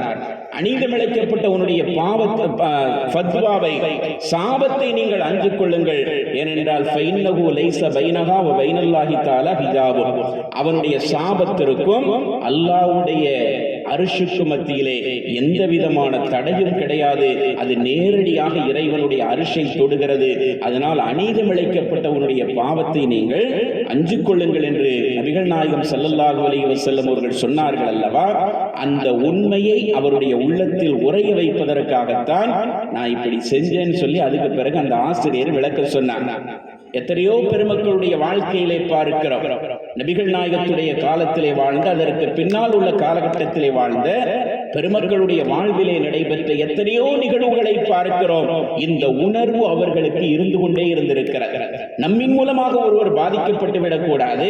அப்படி பாதிக்கப்பட்டார் என்று தெரிந்தால் அதை இந்த உலகத்திலேயே நிவர்த்தி செய்ய வேண்டும் என்ற உணர்வு பெருமானாரால் உருவாக்கப்பட்ட அன்றைய சமுதாயத்திற்கு முழுமையாக இருந்திருக்கிறது என்பதை நாம் பார்க்கிறோம். ஹதரத் உமர் ரலியல்லாஹு அன்ஹு அவர்களுடைய ஆட்சி காலத்தில் நடைபெற்ற ஒரு நிகழ்வு ரொம்ப பொருத்தமான ஒரு செய்தி. ஒரு நாள் அவர்கள் அலி ரலியல்லாஹு அன்ஹு அவர்கள் ஹதரத் இப்னு மஸ்ஊத் ரலியல்லாஹு அன்ஹு ஆகிய 2 சஹாபிகளோடு சிரியாவிற்கு போய்விட்டு மதீனாவிற்கு திரும்பி வந்து கொண்டிருக்கிறார்கள். அரசு முறை பயணமாக, ஏதோ அரசாங்க வேலை சம்பந்தமாக சிரியாவிற்கு போய்விட்டு மதீனாவிற்கு திரும்பி வந்து கொண்டிருக்கிறார்கள். வந்து கொண்டிருக்கும் போது ஒரு இடத்துல ஓய்வு எடுக்கிறதுக்காண்டி இந்த 3 பேரும் தங்கி இருக்கிறாங்க. அப்படி தங்கி இருந்த சமயத்துல உமர் ரலியல்லாஹு அன்ஹு என்ன நினைக்கிறாங்க, நம்முடைய ஆட்சியை குறித்து இந்த மக்கள் என்ன சொல்றாங்க அப்படிங்கிறத நாம தெரிஞ்சுட்டு வருவோம்னு சொல்லி அப்படியே போறாங்க. சாதாரண நபரா தன்னை காட்டிக்கொண்டு இஸ்லாமிய ஹிலாஃபத்தினுடைய ஹலீஃபாவாக தன்னை காட்டிக்கொள்ளாமல் ஒரு சாதாரண குடிமகனாக காட்டிக்கொண்டு அந்த பகுதியில் அப்படியே போய்கொண்டே இருக்கிறாங்க. போகும்போது வயசான ஒரு பெண்மணியை சந்திக்கிறாங்க. அந்த அம்மாவை பார்த்தா ரொம்ப பரிதாபமா இருக்கு, ரொம்ப வயசாயிருச்சு. அந்த அம்மாவுக்கு பக்கத்துல போய் நின்று சலாம் சொல்லி கேட்டாங்க, உமருடைய ஆட்சி எப்படி இருக்கு அப்படின்னு கேட்டாங்க. தான் தான் உமர்னு காட்டிக்கிறாம அந்த அம்மையாருக்கு கேட்டாங்க. ஏன்னா அன்றைய காலகட்டத்தில் தொழில்நுட்ப வளர்ச்சி இல்லாத ஒரு காலகட்டம். உமர்னா யாருன்னு தெரியும், ஆனால் உமருடைய தோற்றம் யாருக்கும் தெரிஞ்சிருக்காது, பார்த்திருக்க வாய்ப்பு இல்லை தூரத்தில் இருக்கிறவங்க. அந்த அம்மையார்கிட்ட போய் கேட்டாங்க, உமருடைய ஆட்சி எப்படி போய்கிட்டு இருக்குன்னு கேட்டாங்க. உடனே அந்த அம்மையார் உமர் ரலியல்லாஹு அன்ஹு அவர்களுக்கு எதிராக பேச ஆரம்பிச்சிட்டாங்க. என்ன பேச ஆரம்பிச்சாங்கன்னா, லா ஜஸாக்கல்லாஹு அன்னி கைரா, உமருக்கு அல்லாஹு தாலா எந்த நற்கூலியையும் வழங்காமல் இருப்பானாக அப்படின்னு சொன்னாங்க. யாராவது ஒருத்தர் ஒரு நல்லது செஞ்சா ஜஸாக்கல்லாஹு கைரான்னு சொல்லுதோம்ல, அல்லாஹ் உங்களுக்கு சிறந்த நற்கூலியை தருவானாக. அந்த அம்மா சொன்னாங்க, அல்லாஹ் உமருக்கு எந்த நற்கூலியையும் கொடுக்க கூடாது அப்படின்னு சொன்ன உடனே பதறி போயிட்டாங்க. அவங்க கேட்கறாங்க, ஏமா இப்படி சொல்றீங்க, எதனால இப்படி உமரை பேசுறீங்கன்னு சொன்ன உடனே அந்த அம்மையார் சொன்னாங்க, உமர் ரலியல்லாஹு அன்ஹு இஸ்லாமிய ஹிலாஃபத்தினுடைய தலைமை பொறுப்புக்கு பல வருஷம் ஆயிருச்சு. அந்த பல வருஷம் ஆகியும் கூட அவருடைய ஆட்சியின் மூலமாக எனக்கு எந்த விதமான உதவி தொகையும் இதுவரை கிடைச்சதில்லை. அவர் அதை செய்யறாரு, இதை செய்யறாரு, நீதமா இருக்கிறாருன்னு சொல்லி மக்கள்லாம் பெருமையா பேசுறாங்க. ஆனா இந்த ஊர்ல இருக்கக்கூடிய எனக்கு இதுவரை எந்த பிரயோஜனமும் அவருடைய ஆட்சியை வச்சு நடந்ததில்லைன்னு சொன்ன உடனே உமர் ரலியல்லாஹு அன்ஹு அவர்கள் கேட்டாங்க, இந்த ஊர்ல இருக்கக்கூடிய உங்களுடைய நிலை வெகு தூரத்தில் இருக்கிற மதீனாவில் ஆட்சி செய்து கொண்டிருக்கிற உமருக்கு எப்படியம்மா தெரியும், நீங்க அவரை போய் திட்டுறீங்களேன்னு கேட்ட உடனே அந்த அம்மா அதுக்கு அடுத்து பதில் சொன்னாங்க, எப்படி தெரியுமா, எங்களுக்கு ஆட்சி பொறுப்பேற்று இருக்கக்கூடிய ஒருவர் அந்த பொறுப்புல இருக்கும் போது இதையெல்லாம் தெரிந்து வைத்திருப்பது அவருடைய கடமை இல்லையா? பெருமானார் சொல்லுவார்கள் அல்லவா, குல்லுக்கும் ராயின், உங்களில் ஒவ்வொருவருமே பொறுப்புதாரிகளாக இருக்கிறீர்கள், குல்லுக்கும் மஸ்ஊலுன் அன் ரஅய்யத்திஹி, நீங்கள் ஒவ்வொருவரும் அவரவருடைய பொறுப்பின் கீழ் உள்ளவர்களை குறித்து விசாரிக்கப்படுவீர்கள் என்று சொல்வார்கள் அல்லவா. அந்த கருத்திலே அந்த அம்மையார் கேட்கிறாங்க, எவ்வளவு தூரத்துல இருந்தா என்ன, எங்களை பத்தி தெரிஞ்சு வச்சிருக்கிறது அவருடைய கடமை அல்ல, தெரியலன்னு எப்படி சொல்ல முடியும்? அவர் எவ்வளவு தூரத்துல இருந்தா என்ன, அவர் தானே இந்த பகுதிக்கு ஹலீஃபா, அதனால் அவர் தெரிந்து வைத்திருக்க வேண்டும் என்று சொன்னவுடன் உமர் ரலியல்லாஹு அன்ஹு அவர்கள் அதற்கு அடுத்து அந்த பெண்மணி இடத்துல சொல்றாங்க, அம்மா உமரை நீங்க மன்னிச்சிருங்க, அவர் ஏதோ தெரியாம அப்படி நடந்திருக்கலாம், உங்களுடைய நிலைமை தெரியாதனால அப்படி நடந்திருக்கலாம், அதனால நான் ஒரு சின்ன நஷ்டஈட உங்களுக்கு தர்றேன், அந்த நஷ்டஈட வாங்கிக்கிட்டு உமர் ரலியல்லாஹு அன்ஹு அவர்களை நீங்க மன்னிச்சிருங்க, அவரை நரகவாசியா நீங்க ஆக்கிறாதீங்கன்னு சொன்ன உடனே அந்த அம்மையார் கேட்கிறாங்க, யாரோ ஒரு உமர் செஞ்ச அந்த தவறுக்கு நீ என்னப்பா செய்வ, நீ ஏன் அதுக்கு நஷ்டஈடு தர போற அப்படின்னு சொல்லி அந்த அம்மா கேட்கு. அப்பமும் உமர் ரலியல்லாஹு அன்ஹு அவர்கள் தன்னை காட்டிக்கொள்ளல, இல்ல அவர் ஏதோ தெரியாம நடந்திருக்கிறார், ஒரு 25 பொற்காசுகளை இப்பொழுது உங்களுக்கு நான் அன்பளிப்பாக தருகிறேன், அதை நீங்கள் பிணையாக வாங்கி கொண்டு உமர் மீது இருக்கக்கூடிய அந்த அதிருப்தியை நீங்கள் களைந்து கொள்ளுங்கள், உமர் உங்களுக்கு செய்ய வேண்டிய அந்த கடமையை செய்துவிட்டதாக நீங்கள் நினைத்துக் கொள்ளுங்கள், ஒரு 25 பொற்காசுகளை நீங்கள் பெற்றுக் கொள்ளுங்கள் என்று அந்த அம்மையாரிடம் சொல்ல, அவர்கள் வாங்க மறுக்க வற்புறுத்தி அவர்களிடத்திலே கொடுத்து கொண்டிருக்கிற போது பக்கத்திலே அலி ரலியல்லாஹு அன்ஹு அவர்களும் இப்னு மஸ்ஊத் ரலியல்லாஹு அன்ஹு அவர்களும் ரொம்ப நேரம் ஆச்சு கலீஃபாவை காணுமேன்னு தேடி வராங்க. வந்தவங்க உமர் ரலியல்லாஹு அன்ஹு பார்த்த உடனே அஸ்ஸலாமு அலைக்கும் யா அமீரல் முஃமினீன், அமீருல் முஃமினீனே அஸ்ஸலாமு அலைக்கும் என்று அவர்கள் சப்தம் போட்டு சொன்ன உடனே இந்த வார்த்தை அந்த பெண்மணியினுடைய காதுல விழுந்திருந்தது. அப்பதான் அந்த அம்மையாருக்கு புரியுது, நம்மிடத்துல இவ்வளவு நேரம் பேசிக்கிட்டு இருந்த நபரு சாதாரண நபர் அல்ல, யாரை குறித்த குற்றச்சாட்டை நாம் சொல்லிக் கொண்டிருந்தோமோ அந்த உமர் ரலியல்லாஹு அன்ஹு அவர்கள் அல்லவா வந்து இருக்கிறாங்க. இப்படி கலீஃபாவிடத்திலே அத்துமீறி பேசிவிட்டோமே என்று அந்த அம்மையார் பயப்படுகிறார்கள். உமர் ரலியல்லாஹு அன்ஹு அவர்கள் சொன்னார்கள், பயப்பட வேண்டாம், உங்களுக்கு என்ன நிலைமை ஏற்பட்டதோ அதை தைரியமாக சொல்லி இருக்கிறீர்கள், எந்த பயமும் தேவையில்லை, நான் தான் கலீஃபா உமர், நான் 25 தீனார்களை உங்களுக்கு தருகிறேன், அதை பெற்றுக்கொண்டு நீங்கள் என்னை மன்னித்து விடுங்கள், உங்களுடைய விஷயத்தில் நான் தவறிழைத்ததாக நீங்கள் நினைத்திருந்தால் அதை மாற்றி அமைத்துக் கொள்ளுங்கள், நாளை மறுமையிலே என்னை வந்து நீங்கள் குற்றம் பிடித்து விடாதீர்கள் என்று சொன்னதோடு மட்டுமல்லாது வரலாற்றிலே சொல்லப்பட்டிருக்கிறது, ஹஜ்ரத் உமர் இப்னுல் கத்தாப் ரலியல்லாஹு அன்ஹு என்ன செஞ்சாங்க, அந்த இடத்துல பக்கத்தில் இருந்த சஹாபிகளிடத்துல சொன்னாங்க, ஒரு தோல் காகிதம் ஏதாவது இருந்தா எடுத்துட்டு வாங்கன்னு சொன்னாங்க. பார்க்கறாங்க, அந்த இடத்துல எதுவுமே இல்லை. தாம் மேலே அணிந்திருந்த துண்டை, வெள்ளை துண்டை கிழித்து அதிலே சில வாசகங்களை எழுதினார்கள். என்ன வாசகங்களை எழுதினார்கள்? வரலாற்று நூல்களிலே குறிப்பிடப்பட்டிருக்கிறது. பிஸ்மில்லாஹிர் ரஹ்மானிர் ரஹீம் என்று தொடங்குகிற அந்த வாசகம் எப்படி அமைய பெற்றிருந்தது என்று சொன்னால், எனக்கு எதிராக எனக்கு அநீதம் இழைத்த உமரிடமிருந்து என்னுடைய அநீதத்தை தீர்த்துக் கொள்கிற அளவிற்கு நஷ்ட ஈடாக 25 தீனார்களை நான் பெற்றுக்கொண்டேன், அவருக்கும் எனக்கும் மத்தியிலே மறுமையில் எந்த வழக்கும் இல்லை என்று அந்த அம்மையார் சொல்லுவதாக எழுதி அதை அவருக்கு முன்னால் வாசித்து காமித்து அதை 2 பேரையும் சாட்சியாக ஆக்கியவர்களாக மீண்டும் மதீனாவிற்கு புறப்படுகிறார்கள்.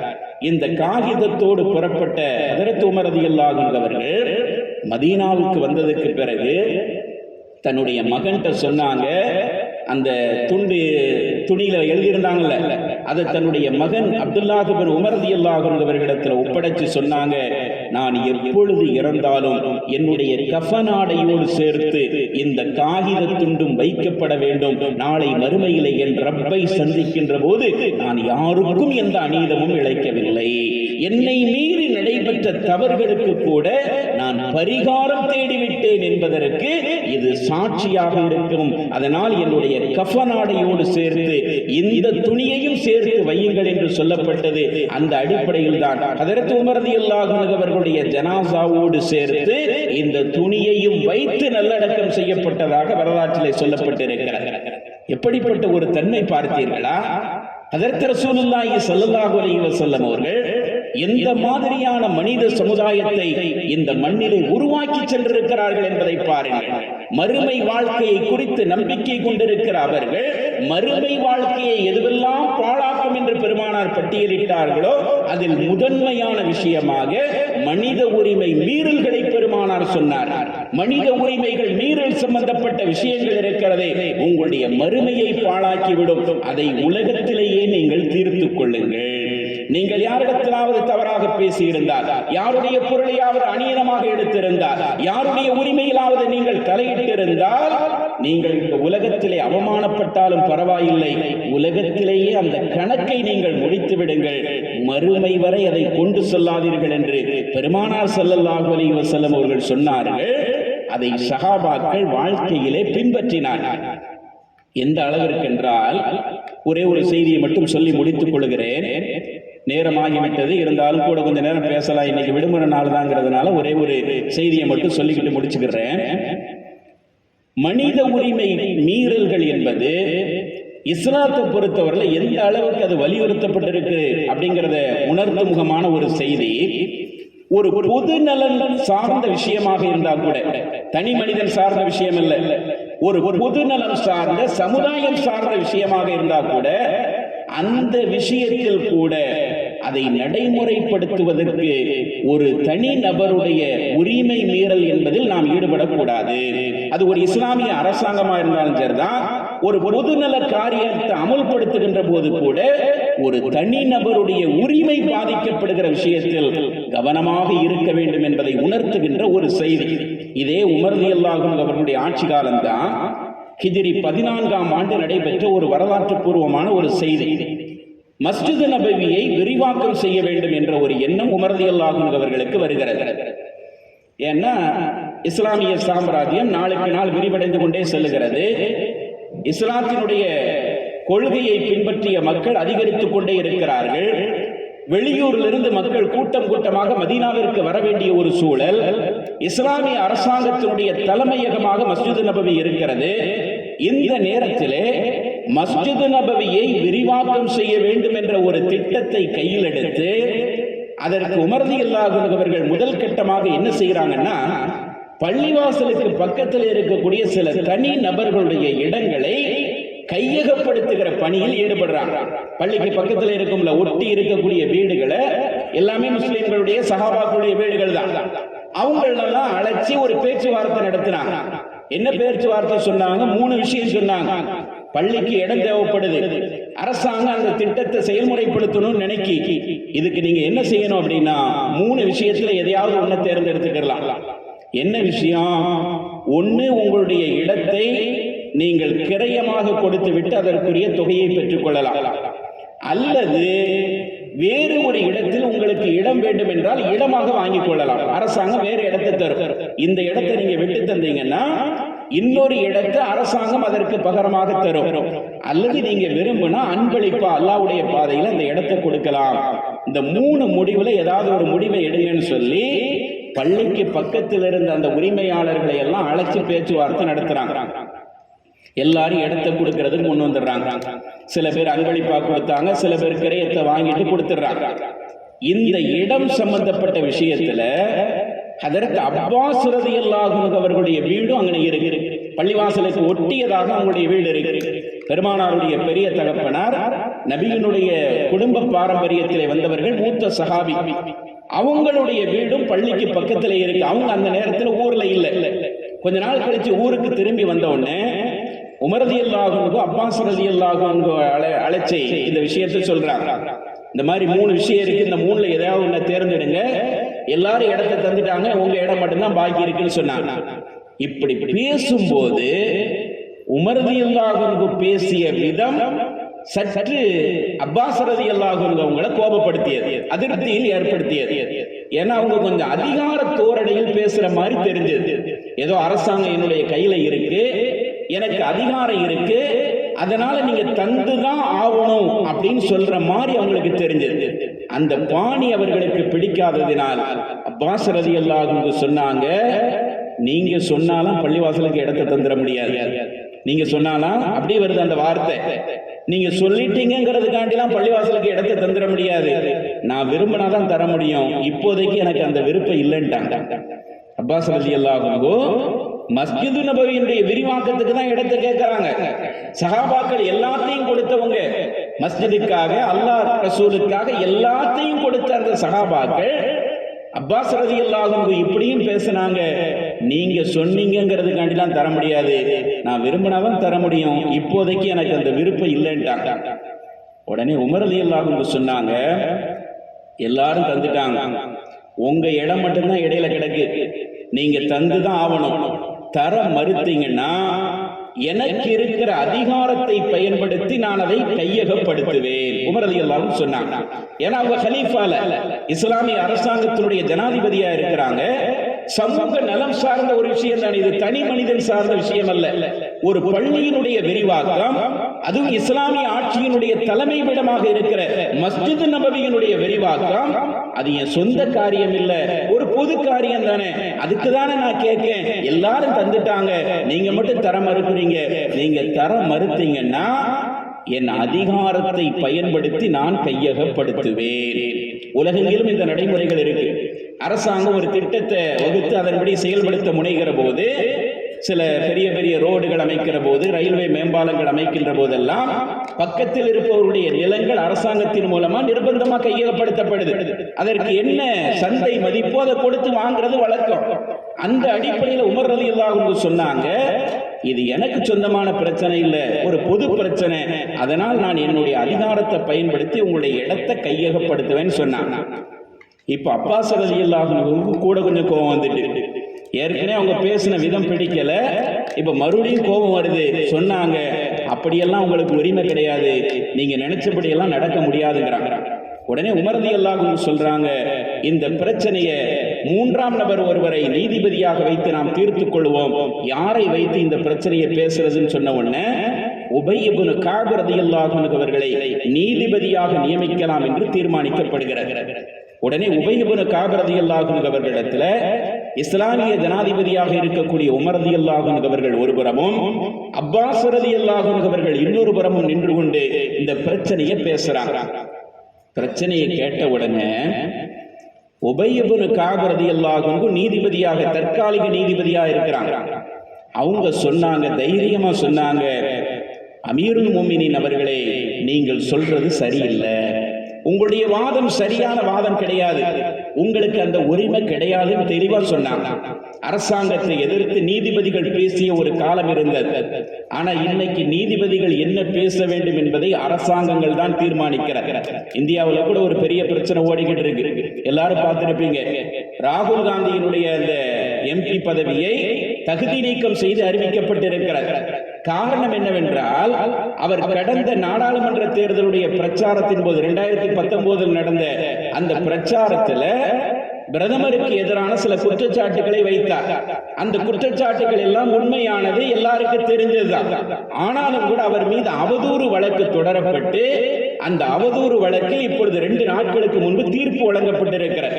பிரதமருக்கு எதிராக அவருடைய நற்பெயரை கெடுக்கும் விதத்திலே இவர் பேசினார் என்று தீர்ப்பு வழங்கப்பட்டு அந்த தீர்ப்பின் அடிப்படையில் அவருடைய எம்பி பதவி இப்பொழுது பறிக்கப்பட்டிருக்கிறது. மிகப்பெரிய ஒரு ஜனநாயக படுகொலையை இந்திய அரசாங்கம் சந்தித்திருக்கிறது என்று உலக நாடுகள் எல்லாம் பேசுகிற அளவிற்கு இந்த பிரச்சனை பெரிதாகி இருக்கிறது. ஆக நீதிபதிகளை வைத்து நினைத்ததையெல்லாம் சாதித்துக் கொள்கிற நிலையை நம்முடைய நாடுகளிலே பார்க்கிறோம். இந்தியாவிலே நீதித்துறை ரொம்ப மோசமான ஒரு காலகட்டத்தை நோக்கி பயணித்துக் கொண்டிருக்கிறது. என்ன வேணாலும் செய்யலாம், அதிகாரத்தில் இருப்பவர்கள் என்ன சொல்லுகிறார்களோ அதை அப்படியே நடைமுறைப்படுத்துகிற விதத்தில் நீதிமன்றங்களுடைய நடவடிக்கைகள் இருக்கிறது. நீதிபதி பொறுப்பிலிருந்து அவர் அந்த பொறுப்பிலிருந்து வெளியே வந்ததற்கு பிறகு உயர் பொறுப்புகள், அரசு உயர் பொறுப்புகள் அவர்களுக்கு வழங்கப்பட்டு கௌரவிக்கப்படுவதை நாம் பார்க்கிறோம். பாபர் மசூதி வழக்கில் இருந்து பல வழக்குகளில் அப்பட்டமான மனித உரிமை மீறல்களுக்கு நீதிமன்றமே துணை போவதை இந்தியா போன்ற நாடுகளிலே பார்க்கிறோம். ஆனால் இஸ்லாமிய ஜனாதிபதியாக இருந்த ஹதரத் உமர் ரலியல்லாஹு அன்ஹு அவர்களுடைய ஆட்சி காலத்திலே நீதித்துறை எவ்வளவு சரியாக செயல்படுகிறது என்பதற்கு உதாரணம் உபை இப்னு கஅப் ரலியல்லாஹு அன்ஹு சொன்னாங்க, உமர் ரலியல்லாஹு அன்ஹு அவர்களே, நீங்க செஞ்சது சரியில்லை, நீங்க சொல்றது சரியில்லை, அவருடைய இடத்தை அவருடைய அனுமதி இல்லாமல் அத்துமீறி அபகரிப்பது என்பது, கையகப்படுத்துவது என்பது பள்ளிவாசல் பணிக்காக இருந்தாலும் கூட மார்க்க அடிப்படையில் அது தவறுதான் என்று சொல்றாங்க. என்ன தவறு, இதுல என்ன தவறு இருக்குன்னு உமர் ரலியல்லாஹு அன்ஹு மாத்தி கேட்கிறாங்க. உடனே ஸல்லல்லாஹு அலைஹி வஸல்லம் அவர்கள் சொன்ன ஒரு செய்தியை அந்த இடத்தில் உபை இப்னு கஅப் ரலியல்லாஹு அன்ஹு அவர்கள் நினைவுபடுத்துகிறார்கள். பெருமானார் ஸல்லல்லாஹு அலைஹி வஸல்லம் அவங்க என்ன சொன்னாங்க தெரியுமா? அல்லாஹ் தஆலா தாவூத் அலைஹிஸ்ஸலாத்துடைய காலத்தில் பைத்துல் முகத்தஸை விரிவாக்கம் செய்யுமாறு அவர்களுக்கு வஹி அறிவித்தார். தாவூத் நபியினுடைய காலத்தில் பைத்துல் முகத்தஸ் விரிவாக்கம் செய்யப்படுகிறது. அது வஹியின் மூலமாக அந்த உத்தரவு விரிவாக்கம் செய்யப்படுகிறது. அந்த விரிவாக்கம் செய்யப்படுகிற போது தாவூத் அலைஹிஸ்ஸலாம் என்ன செஞ்சாங்கன்னா, பைத்துல் முகத்தஸை சுற்றி இருக்கக்கூடிய பல நிலங்களை, இடங்களை அவர்கள் கையகப்படுத்தினார்கள். பனு இஸ்ரவேலர்களுக்கு சொந்தமான பல நிலங்கள் இருந்தது, எல்லார்ட்டையும் பேசிட்டு அதை கையகப்படுத்துறாங்க. ஆனா ஒரே ஒரு நபர் மட்டும் என்னுடைய இடத்தை தர முடியாது என்று தாவூத் அலைஹிஸ்ஸலாத்திடத்திலே சொன்னார். அல்லாஹ்வுடைய தூதர் சொன்ன வார்த்தை. பைத்துல் முகத்தஸ் என்பது எவ்வளவு உயர்வான ஒரு இடம், காபத்துல்லாஹ்விற்கு அடுத்தபடியாக இஸ்லாமிய மார்க்கத்தில் பார்க்கப்படுகிற ஒரு இடம். காபாவிற்கும் பைத்துல் முகத்தஸிற்கும் மத்தியிலே 40 ஆண்டு கால இடைவெளியில் கட்டப்பட்டது என்று இஸ்லாம் பேசுகிறார். நபி அவர்கள் சொல்லுகிறார்கள், அப்படிப்பட்ட உயர்வான ஒரு இடத்தை விரிவாக்கம் செய்கின்ற போது ஒரு தனி நபர் சொல்லுகிறார் தாவூத் அலைஹிஸ்ஸலாத்திடத்திலே, என்னுடைய இடத்தை உங்க இஷ்டத்துக்கு நான் தர முடியாது, அதெல்லாம் என்னுடைய உரிமை, அந்த உரிமையை நான் விட்டுக் கொடுக்க முடியாதுன்னு சொல்றார். சொன்ன உடனே தாவூத் அலைஹிஸ்ஸலாம் என்ன நினைக்கிறாங்க, அந்த செய்தியில வருது, அவருடைய இடத்தை நிர்பந்தப்படுத்தி நம்முடைய அதிகாரத்தை பயன்படுத்தி கையகப்படுத்திடணும் அப்படின்னு நினைக்கிறாங்க. அதை நடைமுறைப்படுத்துற ஹதீஸ்ல அப்படிதான் வருது. மனசுல நினைக்கிறாங்க, இவர் என்ன ஒரு தனிநபர் தரமாட்டேன்னு சொல்றாரு, பள்ளிவாசலுக்கு தானே கேட்கிறோம், நம்முடைய அதிகாரத்தை பயன்படுத்தி நாம் அதை கையகப்படுத்திடணும் மனசுல நினைக்கும் போது அல்லாஹ்வுடைய புறத்திலிருந்து வஹி வருகிறது. பெருமானார் சொன்னாங்க, அல்லாஹ்வுடைய புறத்திலிருந்து தாவூத் அலைஹிஸ்ஸலாத்துக்கு வஹி வருது. என்ன வஹி வருது தெரியுமா? இறை தூதர் தாவூத் அலைஹிஸ்ஸலாம் அவர்களே, இறை இல்லம் என்பது புனிதமான இடத்தில் கட்டப்பட வேண்டும், அது ஹலாலான இடத்தில் கட்டப்பட வேண்டும். ஒருவருடைய உரிமையை பறித்து இறை இல்லம் கட்டப்படுவது என்பது அது எனக்கு உகந்ததல்ல. அப்படி ஒன்றும் என்னுடைய மஸ்ஜித் விரிவாக்கம் செய்ய வேண்டாம் என்று தாவூத் அலைஹிஸ்ஸலாத்திற்கு அல்லாஹ் தஆலா வஹி அறிவித்தவுடன் தாவூத் அலைஹிஸ்ஸலாம் அந்த முடிவை கைவிட்டார்கள். அதற்கு பிறகு தானாக முன்வந்து அந்த தனிநபர் தன்னுடைய இடத்தை கொடுத்ததற்கு பிறகுதான் பைத்துல் முகத்தஸ் விரிவாக்கம் செய்யப்பட்டது என்று அல்லாஹ்வுடைய தூதர் சொல்ல நான் கேட்டிருக்கிறேன். உபை இப்னு கஅப் ரலியல்லாஹு அன்ஹு சொன்ன வார்த்தை. சஹாபாக்கள் எப்பொழுதுமே தங்களுடைய கருத்தை சொல்ல மாட்டாங்க. அவர் நீதிபதியா இருந்தாலும் அந்த தீர்ப்புக்கு என்ன ஆதாரம், அல்லாஹ்வுடைய தூதர் இப்படிதான் சொல்லியிருக்கிறாங்க, இது முன்மாதிரியான தீர்ப்பா இருக்கிறது. அதனால் அதை வச்சு பார்க்கும்போது மஸ்ஜிது நபவியினுடைய விரிவாக்கமாகவே இருந்தாலும் கூட ஒரு தனி நபருடைய உரிமை மீறலில் ஈடுபட்டு விரிவாக்கத்தில் ஈடுபடுவது என்பது அது மஸ்ஜிதிற்கு உகந்ததல்ல, அது ஜனாதிபதிக்கு உகந்ததல்ல, இஸ்லாமிய வழிகாட்டுதல் அது அல்ல என்று சொன்னவுடன் உமர் ரலியல்லாஹு அன்ஹு சொன்னாங்க, இப்படி ஒரு செய்தியை ரசூலுல்லாஹ் சொன்னதை நான் கேட்டதே இல்லையேங்கிறாங்க. தாவூத் அலைஹிஸ்ஸலாம் காலத்தில் இப்படி நடந்தது சொல்றாங்கல்ல, அந்த செய்தியை அதுவரை உமர் ரலியல்லாஹு அன்ஹு கேள்விப்பட்டிருக்கல. அவங்க சொல்றாங்க, நீங்க சொன்ன செய்தி ஆதாரபூர்வமானதா, அது பெருமானார் சொன்னதுதானா என்பதை எனக்கு நீங்கள் நிரூபிக்க வேண்டும், நீங்கள் பள்ளிவாசலுக்கு வாருங்கள் என்று மஸ்ஜிது நபவிக்கு அவர்களை அழைத்து வந்து இப்படி ஒரு செய்தியை பெருமானார் சொன்னார்களா என்று கேட்க அங்கே இருந்த அபூ தருல் கிஃபாரி ரலியல்லாஹு அன்ஹு அவர்கள் சொன்னார்கள், ஆமாம், அல்லாஹ்வுடைய தூதர் இப்படி சொன்னார்கள், அப்படி சொன்னதை நாங்கள் கேட்டிருக்கிறோம் என்று சொன்னார்கள். இன்னொரு சஹாபி எழுந்து சொன்னார், ஆமாம், தாவூத் அலைஹிஸ்ஸலாம் காலத்தில் இப்படி நடைபெற்ற ஒரு செய்தியை பெருமானார் சொல்லி இருக்கிறார்கள் என்று சொன்னதற்கு பிறகு உமர் ரலியல்லாஹு அன்ஹு அவர்கள் அந்த தீர்ப்பை ஏற்றுக்கொண்டார்கள். நான் தெரியாமல் செய்துவிட்டேன், நான் பள்ளியினுடைய விரிவாக்கம் தானே, இது பொதுநலம் சார்ந்த காரியம் தானே, இதிலே ஒரு தனி நபருடைய விஷயத்தை நாம் பார்க்க வேண்டிய அவசியம் இல்லை என்று நான் நினைத்தேன்.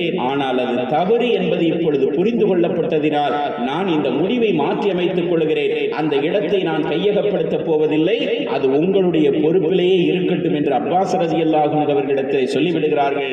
ஆனால் சொன்னதற்கு பிறகு என்ன நடந்தது தெரியுமா? அப்பாஸ் ரலியல்லாஹு அன்ஹு அவர்கள் சொன்னார்கள், இப்பொழுது சொல்லுகிறேன், அந்த இடத்தை பள்ளிக்காக நான் தானமாக தருகிறேன், பள்ளிக்காக தானமாக தருகிறேன், ஒரு பைசா அதுக்கு கரைய வேண்டாம், மாற்று இடம்லாம் நீங்க தர வேண்டாம், நான் அல்லாஹ்வுக்காக தானமா தர்றேன், பள்ளிவாசலுக்கு இடம் கொடுக்க கூடாதுங்கிற எண்ணத்துல உள்ளவனா? அப்படிப்பட்ட பாரம்பரியத்தில் வந்தவன் அல்ல. நான் என்ன நினைத்தேன் என்றால், ஒரு மனிதனுடைய உரிமை எந்த அளவிற்கு இருக்கிறது, ஒரு பொதுநலம் சார்ந்த விஷயத்தில் கூட ஒரு தனிநபருடைய உரிமையை இஸ்லாம் எந்த அளவிற்கு வலியுறுத்தி இருக்கிறது என்பதை நிலைநாட்டுவதற்காகத்தான் நான் செய்தேனே தவிர பள்ளிக்கு இடம் தரக்கூடாது என்ற எண்ணத்தில் நான் செய்யவில்லை என்று அப்பாஸ் ரலியல்லாஹு அன்ஹு அவர்கள் கொடுத்ததற்கு பிறகு மஸ்ஜிது நபவியினுடைய விரிவாக்கம் செய்யப்படுகிறது என்பதை நாம் பார்க்கிறோமே. இப்படி இஸ்லாமிய வரலாறு நெடுக பார்த்தால் நபிகள் நாயகம் ஸல்லல்லாஹு அலைஹி வஸல்லம் அவர்கள் உருவாக்கி சென்ற அந்த தலைமுறை இந்த உலகத்தில் வாழும் காலத்தில் யாருடைய உரிமை மீறலிலும் நாம் ஈடுபட்டு விடக்கூடாது, அடுத்தவருடைய நலனிலே அக்கறை உள்ளவர்களாக வாழ வேண்டும், மறுமையிலே இவர் நம்மை குற்றவாளியாக ஆக்குகிற விதத்தில் என்னுடைய வாழ்க்கை இருக்கக்கூடாது என்பதிலே ரொம்ப கண்ணும் கருத்தோடு செயல்பட்ட ஒரு சமுதாயத்தை நபிகள் நாயகம் ஸல்லல்லாஹு அலைஹி வஸல்லம் அவர்கள் உருவாக்கி சென்றார்கள். இப்பொழுதும் கூட உலகெங்கிலும் டிசம்பர் மாதம் 10ஆம் தேதியை உலக மனித உரிமைகள் தினமாக கொண்டாடப்படுகிற ஒரு வழக்கம் சர்வதேச அளவில் இருக்கிறது. காரணம் என்னவென்றால், மனித உரிமைகளை குறித்த விழிப்புணர்வையும் மனித உரிமை மீறல்களை குறித்த எச்சரிக்கையும் எல்லோருடைய இதயங்களிலும் விதைக்க வேண்டும் என்பதற்காக அந்த தினம் சர்வதேச அளவில் கொண்டாடப்படுகிறது. ஆனால் எல்லாவற்றையும் விட அதிகமான முக்கியத்துவத்தை கொடுத்து மனித உரிமைக்கு பேசிய மார்க்கம் இஸ்லாமிய மார்க்கம் என்பதை பல்வேறு செய்திகளின் வழியாக நாம் புரிந்து கொள்கிறோம். எனவே மறுமை வாழ்க்கையை நம்பி இருக்கிற நாம் அந்த மறுமை வாழ்க்கையை பாழாக்கிவிடக்கூடிய மனித உரிமை மீறல்களில் ஒருபோதும் ஈடுபட்டு விடக்கூடாது. நம்மை மீறி ஏதாவது தவறுகளில் நாம் ஈடுபட்டிருந்தால் அதை உலகத்திலேயே தீர்த்து கொள்ள வேண்டும். மறுமை வரை அதை கொண்டு செல்லக்கூடாது என்பதை மனதில் நிறுத்திக் கொள்ள வேண்டும். எல்லாம் அல்ல அல்லாஹு தஆலா அந்த மாதிரியான வாழ்க்கை முறையை நம் அனைவர்களுக்கும் தந்தருள் புரிவானாக என்று கேட்டுக்கொண்டு, நாளைய தினம் இன்ஷா அல்லாஹ் இதே நேரத்தில் என்ன தலைப்பிலே நாம் சில செய்திகளை பேசவிருக்கிறோம் என்றால், அதாவது மனித நேயம் குறித்து இஸ்லாம். இன்று நாம் பேசியது மனித உரிமைகள் குறித்து இஸ்லாம். இஸ்லாமிய பார்வையில் மனித உரிமைகள் எப்படியெல்லாம் சொல்லப்பட்டிருக்கிறது. இன்ஷா அல்லாஹ் நாளைய தினம் மனித நேயம் குறித்து இஸ்லாம், மனிதனை மனிதன் எப்படியெல்லாம் நேசிக்க சொல்லி இந்த மார்க்கம் சொல்லி இருக்கிறது என்ற நடைமுறை சார்ந்த அந்த விஷயங்களை இன்ஷா அல்லாஹ் நாளை பகிர்ந்து கொள்ளவிருக்கிறோம். எல்லாம் அல்ல அல்லாஹு தஆலா என்ன நோக்கத்திற்காக இந்த நிகழ்ச்சி ஏற்பாடு செய்யப்பட்டதோ அதை பரிபூர்ணமாக ஏற்று அருள் புரிவானாக, கபூல் செய்து அருள்வானாக. ரமலானுடைய எல்லா பாக்கியங்களையும் பெற்ற நன்மக்களாக நம் அனைவர்களையும் இறைவன் ஆக்கி அருள் புரிவாராக. வாஹிர் தவானா அல்ஹம்துலில்லாஹி ரப்பில் ஆலமீன். ஸலாமு அலைக்கும் வரஹ்மத்துல்லாஹி தஆலா வபரகாத்துஹு.